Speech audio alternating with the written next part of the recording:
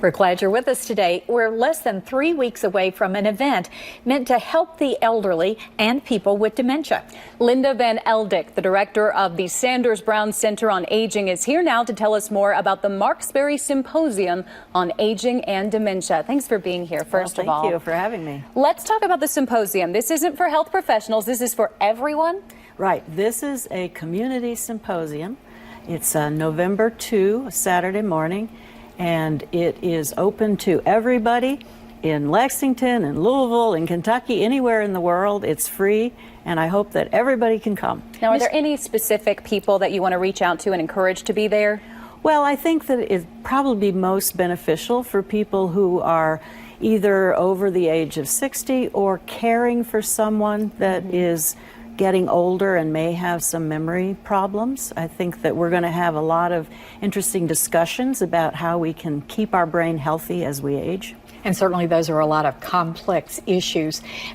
Where are we standing? Are we making progress now in this area? We are definitely making a lot of progress. And our keynote speaker is Laura Baker from Wake Forest, and she is directing several big trials on interventions that are not medications, that are lifestyle interventions, a big exercise trial, a big healthy eating and healthy behavior trial. So she's going to tell us all about how we can maintain our brains. What are some of the factors that people should be watching out for as far as maybe risk factors or signs that someone may be suffering from dementia? You know, there are several different risk factors.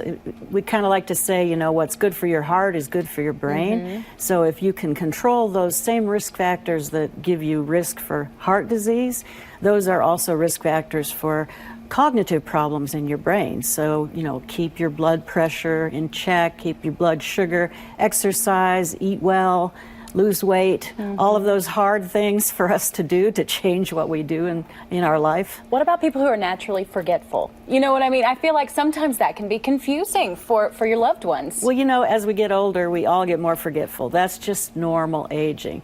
So, but if you forget what the purpose of something is, like, for example, you forget where you put your keys, that's normal. But if you don't remember what keys are used for, then that's a problem. So if you think that someone is having a problem, it's good to get looked at and get an exam, because there are medical issues too that can cause memory problems that aren't dementia. Right. And certainly a disease that affects everybody in the family.